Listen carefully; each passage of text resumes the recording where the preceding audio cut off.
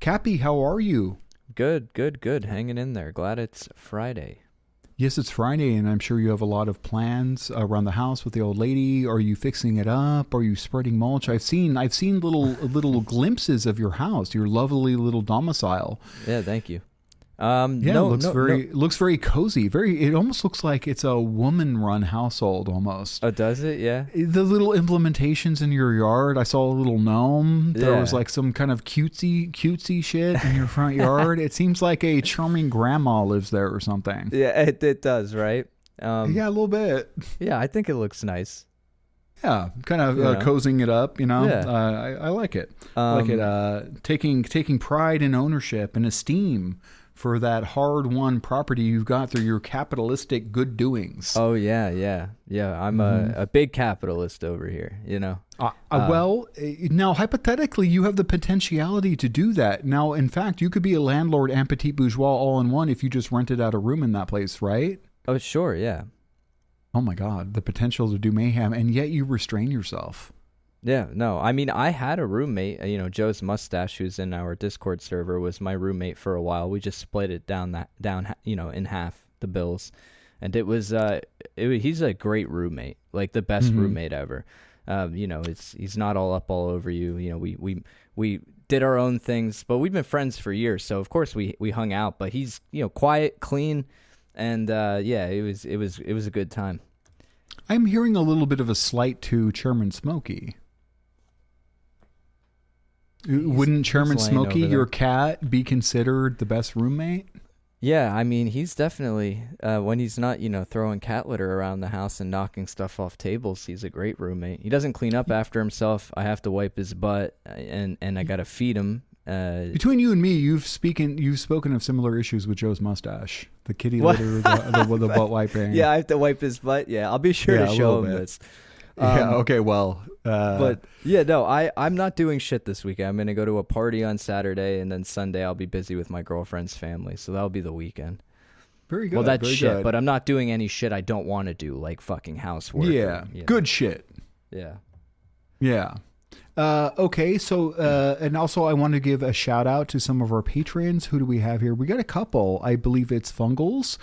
Shout out to Fungals, and also shout out to Wumbo, my favorite Gonzalo-ite, Shining Path, a strict adherent.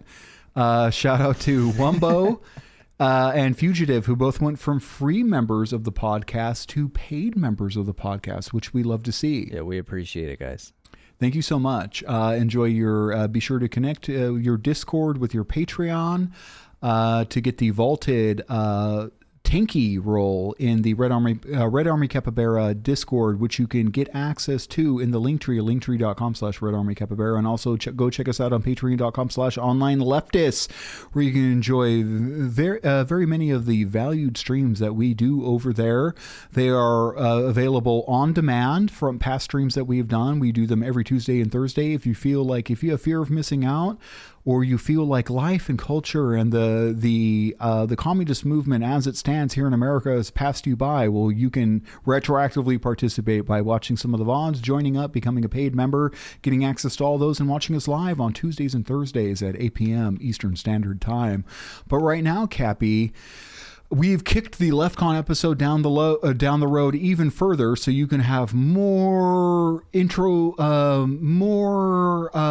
laser-like analysis of each of these left pervert, deviant, left com variations of left communism. Emphasis on the deviant and pervert for sure, but. We've kicked that one down the road a little bit so Capybara can give his esteemed sage-like analysis of some of these degenerates. And today we're going to flip it, and we've never done this. This is a first of a kind. This is online leftists, but make it good. Yeah. These are good takes. We didn't feel like getting angry tonight. So I always feel like getting angry. Don't lie to the people. You know that getting angry was on the table, and I reserve my rights to arbitrarily get angry. intellectualizing at who might get angry at a take like this. I reserve my right to have angry, angst-ridden commentary about people who I speculate might get upset about these takes. You could still get angry. I mean, I curtailed these videos specifically for our Leftcom listeners who have a newfound obsession with us. So they hopefully they're obsessed. listening. Yeah, they really are. We make one episode about a single Leftcom, and they fucking are still shitting themselves months later. And it's so funny, after the flash in the pan implosion where all of them made themselves known and present and showed up in my live stream, we had TJ show up and post. Have we had an opportunity to talk about this? Not on the podcast, huh? TJ showed up himself in my stream, who's is a particularly young, impotent, weird, friendless, fucking Leftcom. He's one of those people, perennial panel attendees of the no-view Leftcom lives where they're just sort of having doctrinaire loser commentary from historical losers of the past communist movements. And he made himself present in my chat room and then demanded evidence that the Libyan intervention, with the quote-unquote Libyan mass protest was in fact CIA intervention, of which point I went to the Discord and people gave me endless articles to throw at him. And then I will say he did an immediate mea culpa and published a story that says, okay, I don't know how good of evidence this is. It was literally a New York Times article bragging about CIA. Yeah, like literally the New York Times bragging on behalf of the CIA about their intervention and how well it went. And it's like, first of all, they lie us into wars. They don't lie us out of them. You're like, what do you mean? It's all media, though. It's not Western media recognizes it. I mean, everything. Yeah. PBS, New York Times, Huffington Post. It's well known. It's well known in the West. It's well known in the global South. It's well known around the world. We know what to everybody but Leftcoms who are teenagers. Apparently. Yeah. Yeah. So what I thought was very interesting about that is in the clip that he made a stream highlight of me. And in that highlight, I was like, look, guys, this is why you have to be charitable to these people. They're teenagers. They weren't alive then and they just don't know any better. And then immediately he posted it like as if it was some kind of slander. It's like, oh, I really made a fool of myself. It's like, I think the opposite just happened, but you don't have the requisite IQ to recognize what you just did. You're like, you imploded the credibility to whoever many people in your fan base saw that and then clicked the next story. It was just you responding to an article stating exactly my premise. Like, yeah, dog, this is universally understood to be a CIA intervention. CIA bragged about it, dog. Absolutely. Like we didn't have to wait 20 years for a FOIA request for that one. They went to the media and bragged, like which is kind of rare. So that was the fallout from the last thing. And it also led to other various communizers of less clout that aren't even worth mentioning. A lot of them have been taking exception and whining and coping and using my image as a background in their lives. But honestly, you're not even high profile enough to talk about, dog. Nobody, you're like, honestly, like I'm not convinced that a lot of these people are even above 18. It may be legally actionable to even bring them up. So I don't know. There's a lot of weird teenage Leftcoms lying about their age online. And I don't think that their parents know what they're doing with those devices that their mom and dad pay for. I'm not sure what they're doing online.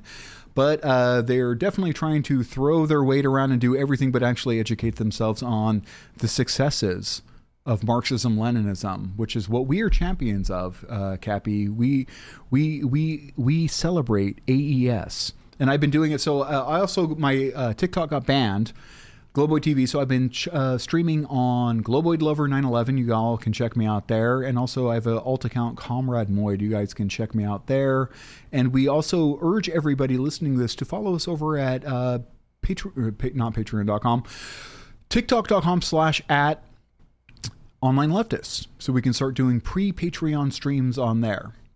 Yeah, so I guess we'll get to this now. This should be fun. Okay, so onto this, we have the good takes. We have the, these are Online Leftists, but this time make it good, the non-lol cows. Yeah. The non-lol cows. Yes, okay, so number one, we have, this is Madeline, I'm assuming this is Madeline Pendleton? Absolutely, yes, one of the best. The communizer destroyer, the true Marxist-Leninist and not a sub-3 communizer. Yeah, absolutely. Okay, let's click on this here. What do we got here? North Korea is currently in a massive era for development.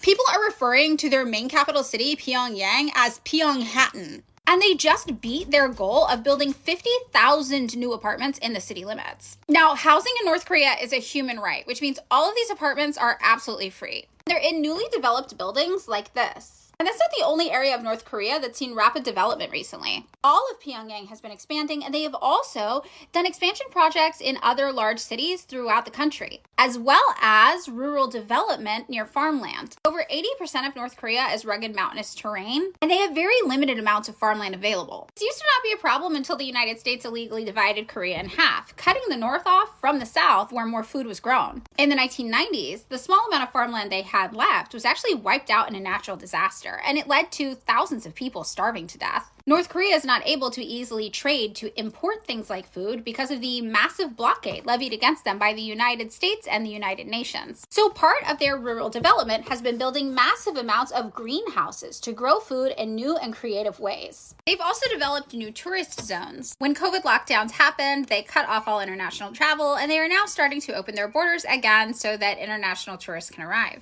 In addition to areas designed for international tourists, they've developed more leisure infrastructure for their local residents as well, including many mountainous kind of resorts. A lot of the development has been centered around their new Hwasong district, which in addition to including new housing, also includes new recreational amenities, like video game arcades, restaurants, and bars, with many places staying open past midnight, previously something not very common in the region. They've also been working on revamping their metro system. With how much disinformation and misinformation spreads about North Korea on the internet, I'm really interested to see what the public response is going to be to realizing that North Korea is not the place they thought it was. It's a developing modern country, improving life within its borders way better than I've personally seen happen in any city in the United States I've lived in the past 20 years. Well, I can tell you how they're going to respond, Cappy, because I got hundreds of responses today with my prompt I did on my live, which is DPRK better than Israel, which brought out the Zionist and the 1990s era anti-DPRK Cold War commentary. It brought all that out, and they're going to call it a degenerate worker state, red, fascist, authoritarian, that they have no freedom, no internet, no whatever. And when I said no, they're having an economic boon right now. Yeah. And after necessarily externally imposed austerity in the form of little to no trade and no arable farmland, after decades of belt tightening, good socialistic policy has led them into a little bit of a renaissance, and people just scoffed. I said, literally look it up. Google DPRK progress, DPRK development, and you will find contemporaneous articles in the last week where even liberals are doing like mea culpa, like, well, how did they get so successful so quick? Yes. And people literally were like, you're being disingenuous by telling me what keywords to search. I'm like, then just search North Korea. Like, brother, I'm just telling you to go look. I'm telling you to go look. Like, even liberals are saying they're doing well. Like, holy shit. It's true. Even the anti-DPRK think tank 38 North, which their whole thing is spreading DPRK propaganda against the DPRK. I'm pretty sure they have some connections with certain intelligence agencies, and even they have articles talking about the 20 by 10 initiative. I mean, North Korea is going through a rapid development process right now, and it's awesome. Like, you can see the results of the last couple of years of economic development. So it's undeniable. Yeah, we will have these 7 TikToks linked, but you really have to see it for yourself, because it was like staggering how modern and how technologically advanced Pyongyang is. Like, it sort of defies completely the 90s era DPRK that I grew up learning about. I mean, it was in dire straits when I was a young man. Like, all you heard was like stories of like devastation.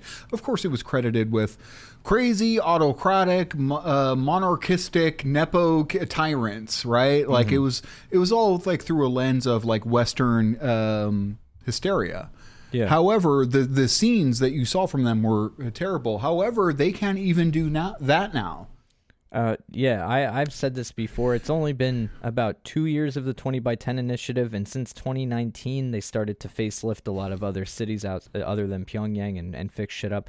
But in the next 8 years, it'll be 10 years of the 20 by 10 and they would have achieved the goals that they set out to achieve. The DPRK is going to be unrecognizable, and a lot of the propaganda that exists now against them is not going to be able to exist at that point because it's going to be a completely different place. You're not going to be able to deny it anymore. It's like when we look at China today, some people look at China, they're still stuck back in the 1960s. China's not like that anymore. China's not like it was in the 90s. You know what I mean? China is the now. You know? China is the right now. They're flying taxis, Cappy. Flying taxis, cyberpunk cities, you know. True, but at what cost? Like every time, China's biggest crime is proving leftcoms wrong. Every time they open their eyes, and for that, it's unforgivable. How dare you make Western theoretical armchair theoreticians feel bad every time their idealistic idea of socialism is proven wrong? Yeah, that's true.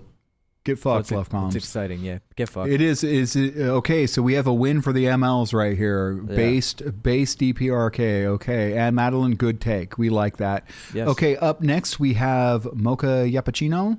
Yeah, I like Mocha. Here, I'm gonna qualify this real quick. I like Mocha. I follow Mocha. Mocha puts out some good videos. The one thing that I would say to Mocha is he should learn what certain words he uses means, because sometimes he just misuses them and it kind of detracts from the point he's making. Maybe he's not a theory head. That's okay. He does a good job, but you do have to be careful because people will get hung up on that word and not the actual content of what you're saying. You know what I mean? No, he's a very sound strategist, social media strategist. Here's one thing. One guy, back in when I would making memes all the time, somebody came to me and said, okay, in as much as I can tell you the formula, here's the formula. Make a typo in the title. You will instantly get 8 comments, and that'll drive up algorithm. If you make a typo in your title for the meme that you're posting on Twitter or Reddit, it will instantly get 8 comments by know-it-all smarty pants correcting your grammar mistake, and it'll cause an instant algorithmic uptick in views to it. And I was like, oh shit! So Mocha Yappuccino, very that could be smart. What Mocha's doing. What he's doing here is a very strong tactic. A leftcom would never dream of this. They can't even conceive of such trickery. That's why they'll always fail. All right, so let's check out what Mocha Yappuccino has to say here. Yeah. But Mocha, if you use capitalism or a mixed mode of production to build your productive forces, aren't the rich people just going to take power and prevent communism from ever happening? That's why you seize the banks. That's why you nationalize elections. That's why you make it illegal for them to stick their hands in politics, leaving the country, evade taxes. That's why you nationalize telecommunications, transport. That's why you see countries, after revolutionary takes power, they seize all this shit. They nationalize the oil. They nationalize the mines. It's so they can build their productive forces, big up their economy, but they don't run the risk of the rich taking power from the niggas who need to be in charge. You even see Burkina Faso doing this. China does this. Vietnam does this. That's why you do that. That's the state capitalism that people are referring to. It's basically countries or leaders saying, hey, capitalists, we need you for this one thing, but if you fuck with anything else, we're gonna fucking kill you, nigga. True. That is what they do. Yeah. And I think that's what people can't reconcile. I had so many people in the lives today talking about, how is it a dictatorship of the proletariat if there's bourgeoisie? I was like, show me where Marx said DOTP is when no bourgeoisie. It just means that the DOP aren't in franchise, and the dictatorship of the proletariat is meant to slowly wrench power from them and apply it at the state, which is what you see all these Marxist-Leninist projects doing.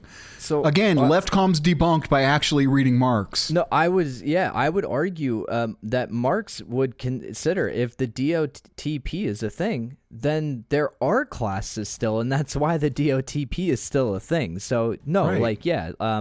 But also, what Mocha is describing here is the he's basically saying, keep control of the commanding heights of the economy, right? Make public ownership predominant and lock down the political system.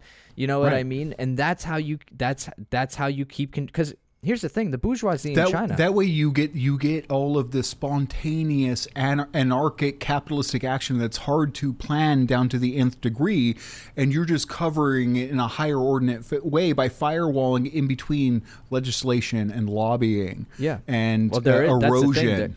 Lobbying's illegal in China. They have the bourgeoisie on a fucking leash, and they cannot gain political power. They quite literally cannot function fully as a class. And what I mean by that, so I don't get misconstrued when people go, but they are a class. What I mean is that they cannot seize political power. They do not have political power in China. Yeah. They have been. The state exists like under the Marxian definition and designation as a tool to oppress them, and they are oppressed. Oh hell yeah! They're not executed. There is not this or whatever. However, so there's some convenient disappearances here and there, which we like. They do. You see, I never used the "they execute billionaires" argument to make my point that China's socialist, because I think that there's way more convincing arguments. To make, but they do. If you commit an economic crime in China, they will quite literally come in and break up your company, nationalize it, and execute you. That's something they do. And even like highly prolific companies, if I'm not mistaken, if you start getting X amount of money coming in and you start like having economic potentiality, right, to sort of move stuff via economics, they just place like party members on your board, don't they? Like effectively like babysit? Yeah, this is something I'm currently writing an article about. But at first, they rolled out democratic management, it's called, in state-owned enterprises and Communist Party organs within state-owned enterprises. But now this type of thing has extended to privately owned enterprises, and I believe some 70% of privately owned enterprises have Communist Party organs in them and some form of democratic management. So, and it could be all. They can do that, and they are probably working towards it because according to the company law in China, you have to let them set up a Communist Party organ in an enterprise. You cannot say no to that, whether we're talking about private property, a cooperative, public, any functioning enterprise in China has to allow that to happen if the party wants it to happen. So this isn't like a sort of murky sort of corporal fascist liaison like people were. I saw people in bad faith trying to say that basically China is doing corporal fascism akin to Deng was like Mussolini. And I'm like, that's not even, what a perverse way to like. You like why they don't look at Palantir and think that, but instead babysitters being placed there to prevent chicanery is being touted as some sort of corporo fascist Italian fascist mechanism. It's just like fucking bizarre. These people are just kind of deranged, and they want to wish this into being a degenerate worker state capitalist system so bad that they're willing to bend reality to their will definitionally. Which is by definition a left comments through all of them, bending reality as it exists to what they want it to be definitionally. Sure. Yeah. No. That's a ridiculous claim. Anybody who's not only read about Mussolini but who's read Mussolini and who understands what happened in Italy under the fascist rule would laugh at that. That's an insane thing to suggest. I'm not even going to. I wouldn't even. Address that in my chat because it's so fucking stupid and it's trivializing fascism, which we shouldn't do. Now, do they see? So under Mussolini, there was also some collectivization that had happened, was broken up, right? And I was waiting for that to drop, but they're not very good at making arguments when they're anti-China. But I was waiting to see something about like. Some worker strikes are forbidden, right? How does that work? How does labor organizing work in China? Because I do know it doesn't work like the way it would here, yeah?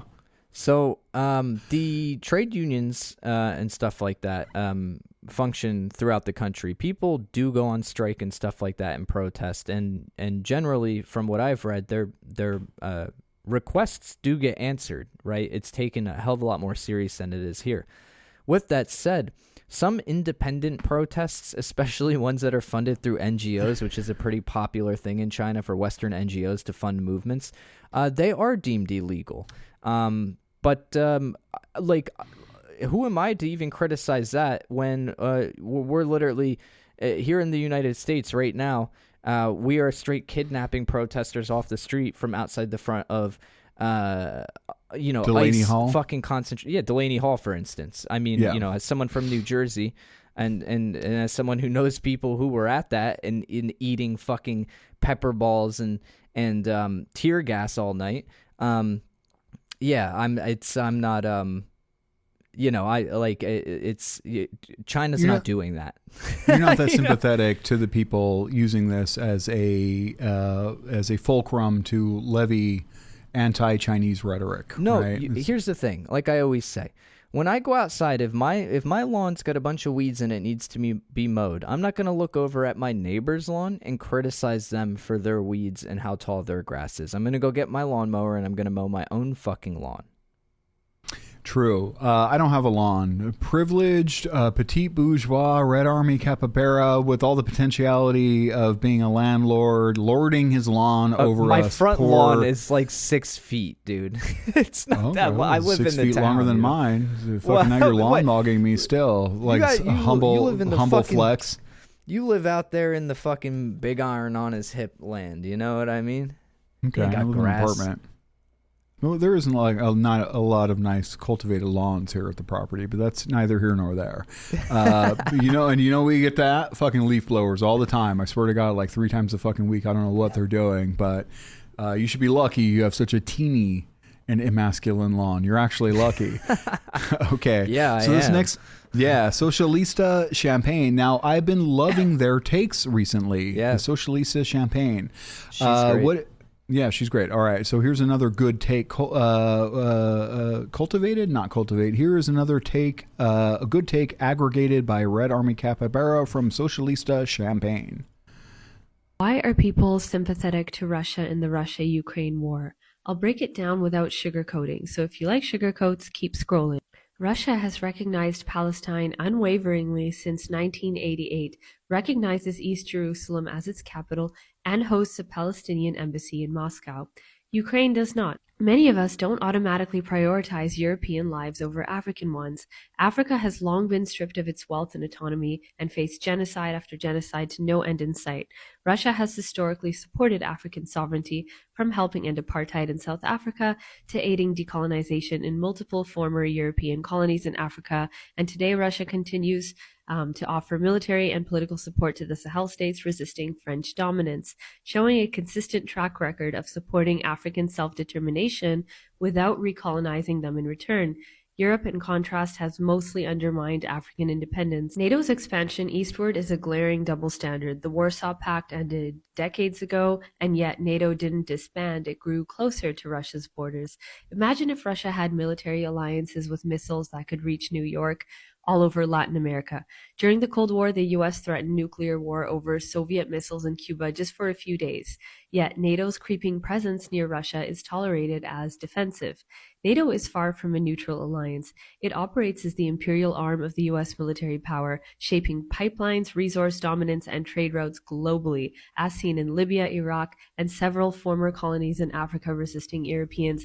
It is absolutely a threat to your markets to have NATO pull up on your borders, especially when you're deliberately not allowed to join their alliance. In 2013, Ukraine, the key transit route for Russian gas to Europe, signed $10 billion deals with U.S. energy companies, signaling a pivot away from Russia.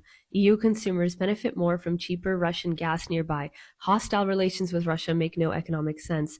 Russia is the most resource-rich country and a net exporter, meaning they export more than they import. Antagonizing them hurts European trades. Russia's pipelines have been attacked in ways that harm Europe. Nord Stream in 2022, routes in Slovakia and Hungary. Many see this as reckless, especially from a non-EU state like Ukraine. Russia maintains sovereignty and national industries rather than neoliberalizing everything like the EU. Its government has started to actively target oligarchs now and nationalize strategic sectors more, demonstrating more independence and long-term over short-sighted strategy like we see in the EU, which is going to harm us when the US finally folds, which it will. After Crimea's annexation in 2014, some regions had pro-Russian separatists, as eastern Ukraine has a large ethnic Russian population.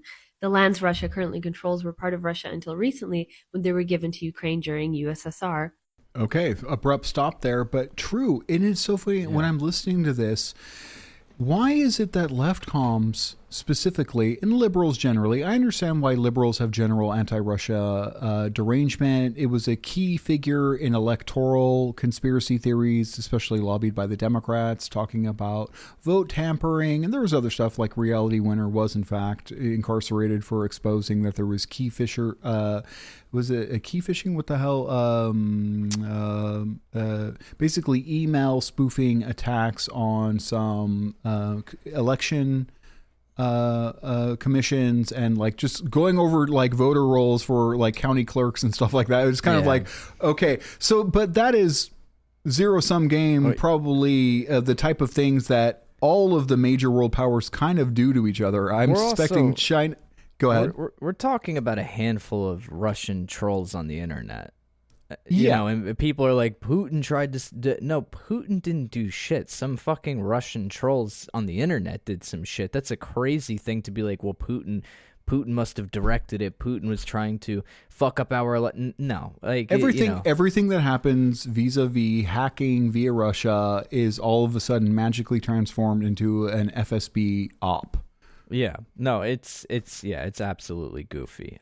Which I don't know enough to say about the origination of that, but I understand that did that and the CrowdStrike stuff, even though that was Ukraine, a lot of Russian conspiracism, and then there was also the Facebook stuff. So I understand why liberals do it, but why do left comms who don't care about the material conditions of people, especially since all of them seem to be Western European, Brit bongers, Angloids, and French people and all that, why do they not care about the worst outcomes that they get economically with a superpower like Russia being such an apt and ready source of energy? Why are they suffering through frigid European winters to serve the United States purposes, which aren't aligned with their interests?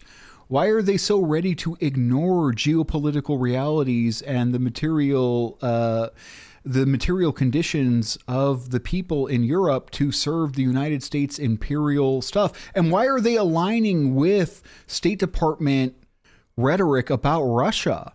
Yeah, just because they used. So Russia's crime is that it used to be the USSR, which they take contention with, and thus Russia is a bad actor because Stalin. Like, are they holding a historical grudge, and which makes them blind to the geopolitical realities of today? What's going on? The issue for them is Russia is a capitalist state. It is. No one disagrees with that. Marxist-Leninists don't disagree with that. It is. However, Vladimir Putin is a secret Bukharinite.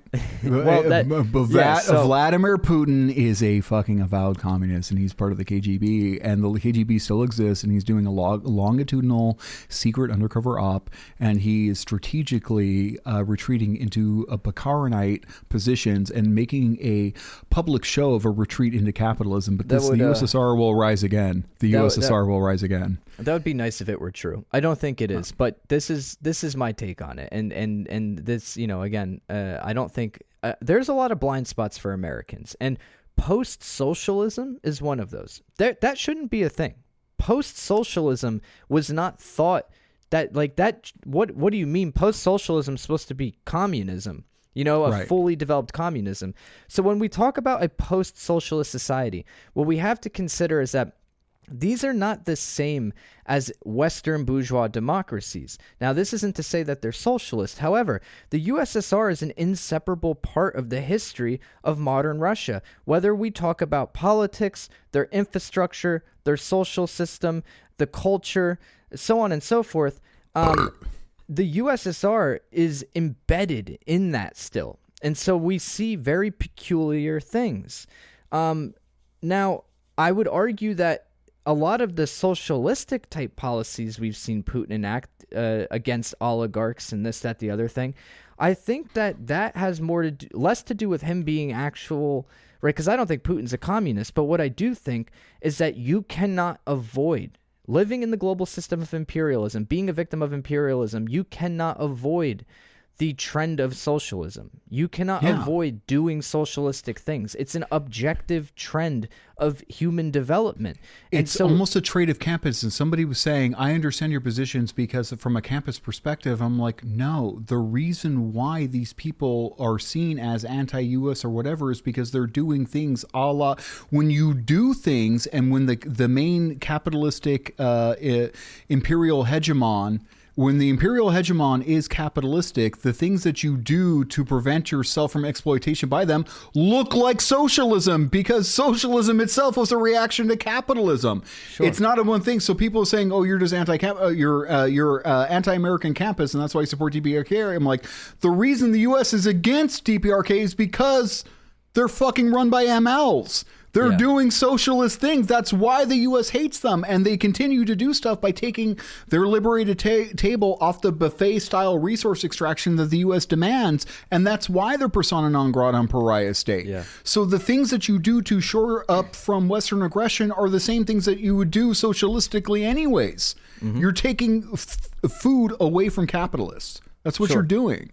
I'll say this, and the left comms can clip it. And I've said this a whole bunch, so please clip it and post it all over TikTok and call me Lasalian or whatever you want. But Vladimir Putin, who is not a communist, is a better communist than any one of these left comms.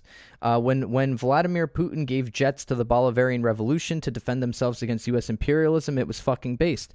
When Vladimir Putin builds a good, healthy relationship with North Korea and trades with them being one of the most sanctioned countries in the world, that's a good fucking thing. We like that. When Vladimir Putin helps out the Burkinabe people, we fucking like that. When Vladimir Putin has a good relationship with Cuba and signs military contracts with Cuba, we fucking like that. Vladimir Putin has done more for the international communist movement in the modern day than any one of these left comms ever have, and he's not even a communist. And they have no plans of doing anything. A point blank period. I was asking them today, what does your form of organization look like?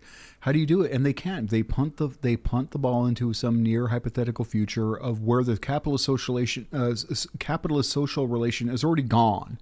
And then they can do their dictatorship. It's like pure hypothetical, tautological circle jerk bullshit. Because they are literally ideologically rendering themselves impotent by their lack of organization, their refusal to partake in statism, which they denote as liberal for some reason, which is weird because Marx advocated for a republic, which is a dictatorship. They're literally anti-Marxian fucking fraudsters. And you have to wonder what the point is after a certain point. You know what I mean? Do you think that these left comms, especially the ones right now, furious, red-faced, scrunched brow, fucking beady eyes, their fists clenched, gnashing their teeth and twisting their hands up, listening to this right now, do you think any of these people will come to Jesus moment and start to accept any of these ML projects? Sure. I think a lot of them are young, and they may. Yeah. However, being as it is that most of that these people are from Western countries, you can never be too sure, especially for the ones in America. Americans are exceptionally, how could I put it nicely? Ignorant, ugly, stupid. Oh, okay. Ignorant and closed-minded, very narrow. You know what I mean? So I don't know. Not unpacked the multitudes. They don't even have touch points with reality. What they are doing is tilting at cartoonishly evil windmills that have been built up in their head about these autocratic, evil, excessive, failed, degenerate worker states and whatever that corresponds to CIA-aligned think tanks descriptions of these projects. Yeah, well, it's not shocking. It's not shocking considering that the new left, at least in the U.S., I'm not sure about other places, it popped up back in the 60s and 70s, but the new left here was infiltrated by the CIA. Yeah, so we were contemplating doing an episode about that, about the Russian Institute at Columbia and Western Marxism and how much of it was de jure, like a CIA op, through like the Ford Foundation and other stuff. We were contemplating doing that. There's that one book. We should do an episode on that. I think that's very interesting. We'll definitely do that. Okay, this next one here, Raoul Duke. Let's try to power through. We're on number 4 here. Understand that the Western capitalist governments are terrified of China and their Belt and Road Initiative. And it's going to fundamentally break capitalism.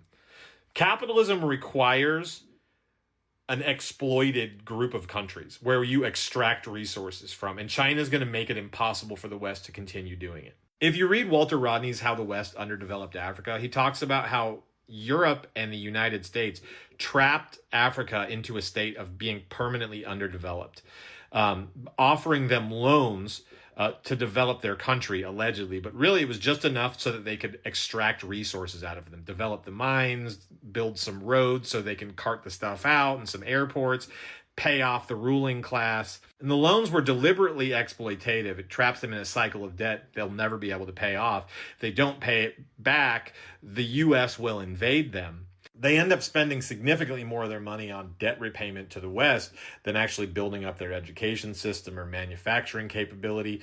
So it traps them in a cycle of debt they're never able to get out, and that is great for the West.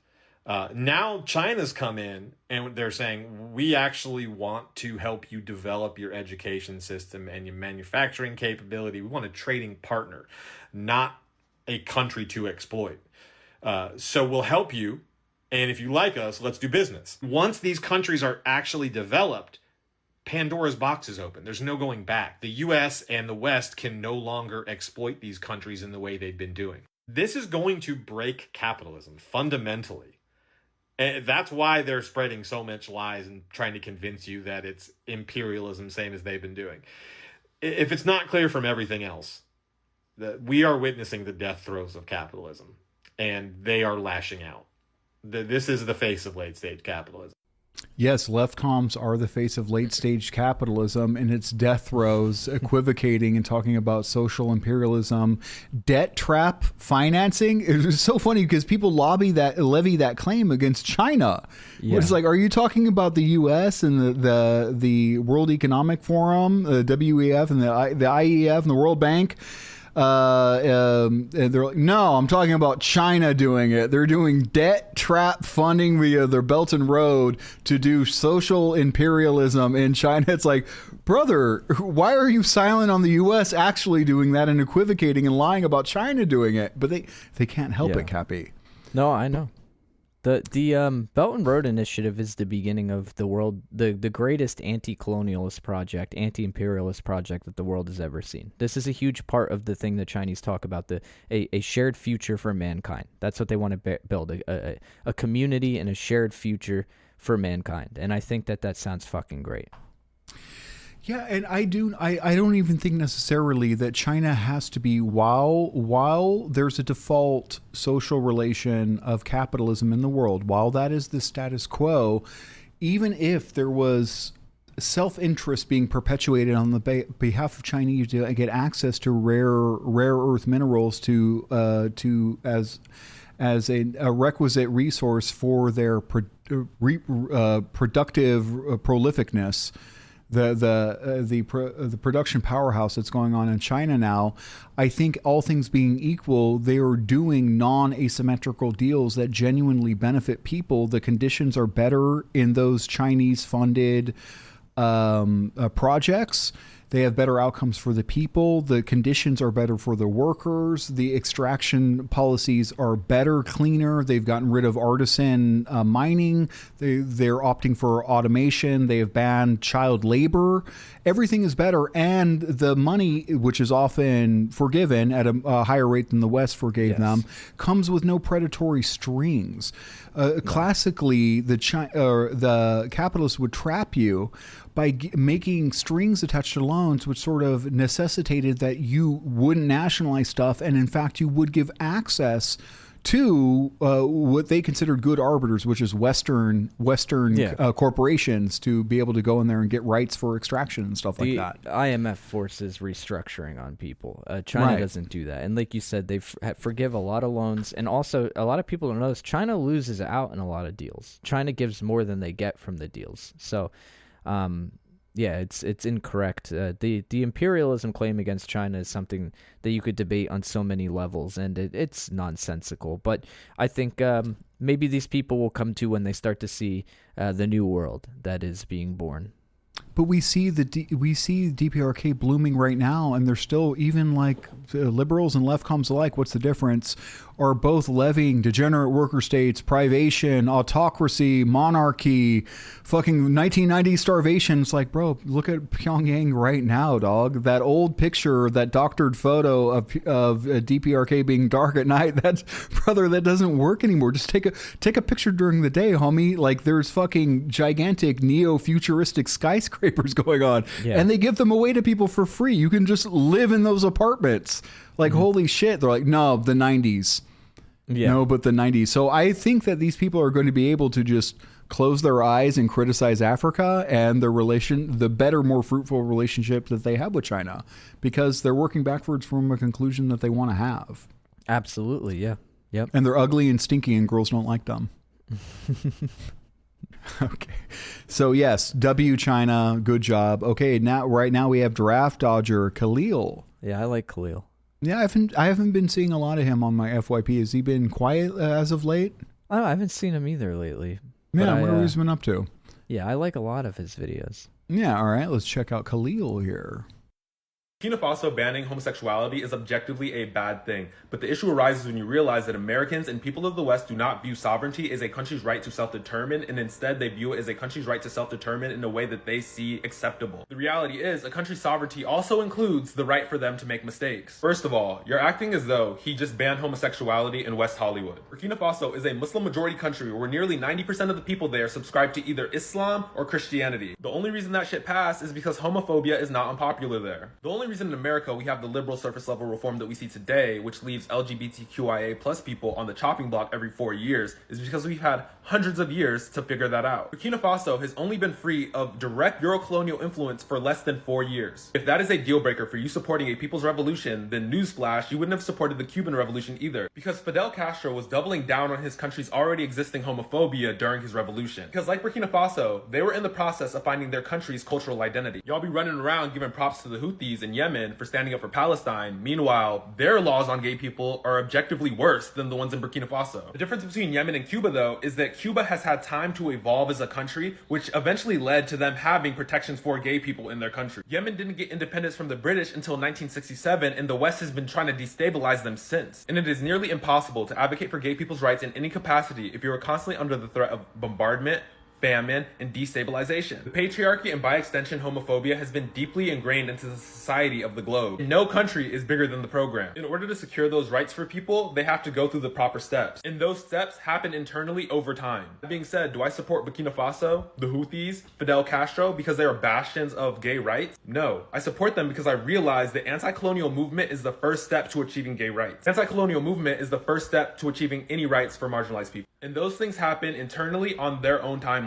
And here's a hot take. I feel like Americans will struggle with finding their own liberation because we've been so programmed to believe that change comes from external forces. We have been so programmed by America's morality-backed foreign intervention style that we are sitting around waiting for someone to come here and save us. We do not realize that the only people responsible for upholding our rights is Americans ourselves. Just like Burkina Faso. Just like Cuba. And let me remind you that it only took 20 years of internal struggle to actually secure the rights of gay people. And Fidel Castro apologized. Ibrahim Traore is a young man who is actively evolving as a leader, and Burkina Faso is a young nation that is actively evolving as a country. Y'all need to stop trying to put these motherfuckers on the Western timeline. They will figure those issues out for themselves, and I will support them every step of the way. Agree, good take. And I also want to say that classically queer college groups have been vectors of CIA interventionism, and I predict that is why Abraham Traore specifically banned like public displays of homosexuality. This doesn't make gay people illegal. What they banned effectively, what the law was, if I'm not mistaken, was public displays and like protests surrounding around homosexuality, which have been classically been vectors for CIA interventionism, which is what they do. They pick a cause that looks good on the surface, give them training resources, whatever, and then they try to agitate larger anti-state protests, which they hope catch on. Yep. In order to do regime change. Yeah, right. It's a Trojan horse because the U.S. doesn't care about gay people or trans people, just so we're clear. Yeah, they do not. Democrats don't either. See, I was going to say this too. I think a lot of the people who are detractors of ours, who we've seen talk about this issue, Spontex? Well, not him because he's older, but you and I come from a time when gay people here could not get married. That was not a legal thing. Yeah. Hillary Clinton was against gay marriage in 2008. Yeah. The one minor exception, we used to, as kids, we would talk, you could go to Vegas, I guess, and get what was it called? A union ship or whatever. Something like that. Yeah. But like there, growing up, I knew, I had friends who had, domestic partnership or something. Yeah, that's what it was. I had friends who had gay parents that couldn't get married, and that was something that we had talked about. And that, back then I never even understood it. But we come from a time where it wasn't normal. That wasn't normal. Right. Trans people, that wasn't even a thought on people's minds. This was a very homophobic, anti-LGBTQ place. During my time in elementary school, junior high, and high school, there was no openly gay classmates of mine. These Zoomers live in a fundamentally different world, completely different. Yeah. So, but that's it's what's crazy to me is that in my lifetime this was an extremely hostile place, and then now it's gotten a little bit better. It's still not all that better. Let's be honest. Trans people are systematically fucking oppressed here. I think I saw a stat, something that like black people are 7 times more likely to get arrested, harassed by the cops, arrested for weird thing, and black trans women specifically are 7 times more likely than that. So a black trans woman is like 49 times more likely to get harassed by cops than you or me. Yeah, black trans women are the most oppressed people in American society by far. Right. And Spontex isn't doing anything about it. No. But for us to criticize somebody else when we just started to get our shit together a little bit over the last decade or two is, what I'm like, again, we got to clean up our own mess before we start criticizing the mess someone else made over there on a different table, Yeah. And it shows how superficial the analysis is for especially a lot of these communizers, because this is the time I first ran afoul of Spontex was literally about Burkina Faso, where he wanted to his commentary was evil regime, Abraham Traore, evil homophobe, and they can't be decolonizing because he's a homophobe. And I was like, what? They kicked the French out. He's like, how are they decolonizing if they're doing these backward things? How could they be? I'm like, what does 1 + 1 = 3 to you with that? No, nationalizing production and kicking the French out is decolonizing and doing socialist things. Like, what are you talking? It's definitely a net gain. He's like, what about the gay people? I was like, no, he like literally banned me and called me a homophobe. I'm like, brother, just because we're not single issue voters like you, stochastically calling for regime change because you didn't like one policy of a young African nation, like a holy fucking Western liberal take. Like Khalil mentioned, the rights of gay people and trans people, they will come to these societies through internal struggles as they develop. That type of thing comes with development, and we've seen it in all the existing socialist states, Cuba being the best example, China being a pretty good example now, Vietnam being a pretty good example. They still have a way to go. They're not quite to Cuba is fucking ahead of the world on that. Their family code is the most progressive family code in the world at the current time. And can I say it's very peculiar for people who are nominally communizers, Marxist or otherwise, to think that anti-gay discrimination is anywhere near as oppressive as the economic oppression that was done under French colonialism. The gay Burkinabe people are better suited by large, expansive socialist programs and development and kicking out colonizers than they are bothered or disenfranchised by not being able to kiss in public or something, which is probably a momentary stopgap to stop Western vectors of agitation.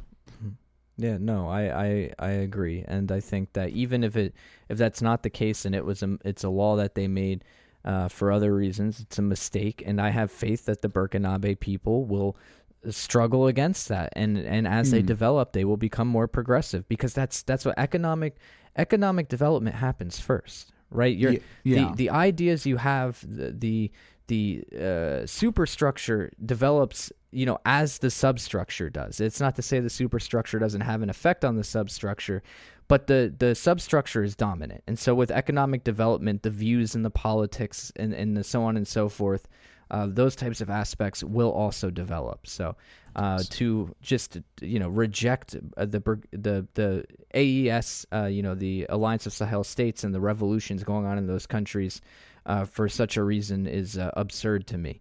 Again, it makes sense if you're a Brit Bonger fucking communizer, though, who's a one issue Andy, just calling for stochastic regime change because you see it as a potentiality for more beloved CIA intervention like him and TJ love so much.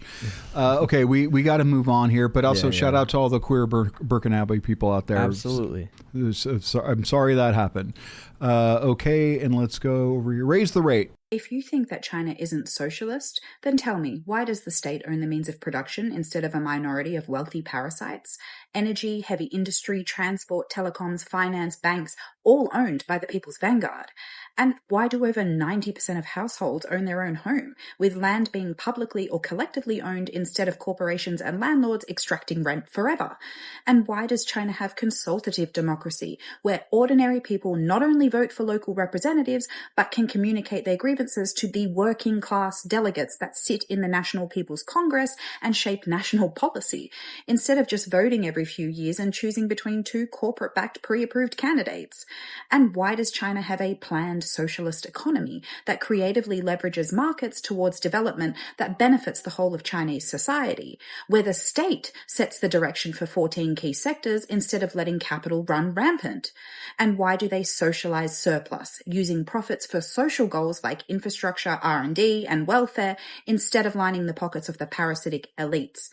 And why, if they aren't socialist, are Communist Party cells placed within private firms to ensure capital serves national developmental goals, where billionaires can face execution for corruption, where capital does not go above political authority and is used as a tool for the working class rather than a domination of the working class? And how the hell does China consistently increase their GDP by 5% each year without privatizing their entire economy and without cutting any social supports, but instead increasingly improving upon them? And if they aren't socialist, why do they practice anti-imperialism and internationalism by building economic relationships without occupation, sanctions, military bases, or IMF-style conditionality? They give access to their advanced technologies so nations have the tools to bypass Western monopolies.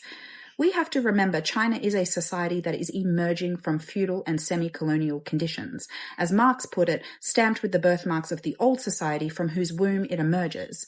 You can't just jump to the higher phases of socialism and communism without the material basis for it. You can't liberate people off air. You need food, technology, infrastructure, especially when 1/5 of humanity lives in your country, where your starting point was extreme poverty, where the world around you is dominated by capitalism, and when you're faced with the constant threat of US encirclement and imperialism. And despite tremendous early socialist achievements in the Mao era, China was still overwhelmingly rural and poor. 500 million people survived on less than $1 a day, and now through decades of revolutionary construction, 850 million lifted out of poverty, China is a global superpower and a force for global peace as it weakens US hegemony. If all of this isn't socialism, you tell me what is. Fucking base take. Holy shit. She's good. Holy fucking shit. She's a part of a collective. I'm going to watch this like 10 times and memorize it. She's a part of a collective, and they're all good. They're all very good. And it's all the videos are like, it's, yeah, I think it's the Red Ant Collective or something, fire. But no, Cappy, that's just state capitalism. Yeah, well, Cappy, it's okay, dog. Just say you're a market socialist, bro. Oh my God, stop the coke, dog. I was gonna say, but Marx wrote a letter to Vera Zasilic from the Narodniks where he said blah blah, But no, the only thing I have to say about this is because I know detractors are gonna point it out. Public ownership of the means of production is predominant in China, and 100% of the land is owned and controlled by the party. Right. So, because people are going to go, well, not all of the means of that's fine. Yeah, it's predominant. That's, what I mean? That's what the Chinese call it is holding on to the essence of socialism, keeping the big, letting the small go as a means of developing. Right, and they are fucking developing. Oh, shit. There's far more development in China that I've seen than a leftcom develop anything, which is nothing other than an attitude and a stigma and a bad worldview constituted on being reflexively anti-China, because it is not the pure ideal form of socialism that they had in their head when they were a child and they misunderstood Marx. Some of them seem so pessimistic, nihilistic, and misanthropic that I could picture them developing a drug addiction to cope with it, but... Or becoming Republicans or something. I don't even know. They're like far closer than that than they are actual Marxists. But this is a fucking super base take. Holy shit, how Good concise. Video, yeah, I knew I'm you'd gonna like fucking, that one. I'm going to be regurgitating that by rote later on. Take that. Oh my God, my life's about to get so much spicier. Okay, and we're going to finish this up here with, how do you say this? Mukamuri? I think it's Mukamori. I'm not sure how to pronounce it 100%, but I love him. Recording artist and gadfly. His music's really good too. So you guys that are listening to this, check his music out because it's fire. We're going to have all these linked. All right, the final one here. If a motherfucker is drowning and I'm going to save them, and then you disrupt me and try and tell me about how evil the motherfucker is, first of all, I don't give a fuck. The motherfucker is drowning. I see a motherfucker is drowning. I'm going to save a motherfucker who's drowning. Later, I could have listened to you, but the fact that you disrupted me while a motherfucker's drowning, I don't trust you as a human being. I don't think you're a good person. I think you are evil. I think you have bad intentions. That's why you Gusanos, Iranian, Cuban, or Venezuelan, you motherfuckers, I know you're evil. I know you're evil. I know you're evil, motherfucker, so I don't give a fuck about you. So you can cry, you can scream, you can threaten. Life choices. Life choices. However, I don't give a fuck. I don't give a fuck because you're evil motherfuckers. I think in simple ways. Morality should be simple. Only the West complicates morality so it can hide its evil ways. I like what he's saying there. Okay, sure, but like When I think you're right. Yeah. I think there was a more apt metaphor, like, the U.S. is like bombing and killing people abroad, and you shouldn't not do that just because your family was kicked off their plantation by a different ruler. I like the way he put it. Look, I guess this is what I always say. Because I love that first part of the argument, and I've said this to people when they criticize a country like, say, Burkina Faso or North Korea. I say, if you were getting jumped by a group of people and they're beating the shit out of you, you're close to death. They're taking your wallet out of your pocket. They're beating you. They're stomping on you. And there's a person standing by watching that. Do you want that person to help you and scare them away and pick you up off the ground, or do you want them to criticize you while you're getting curb stomped and robbed?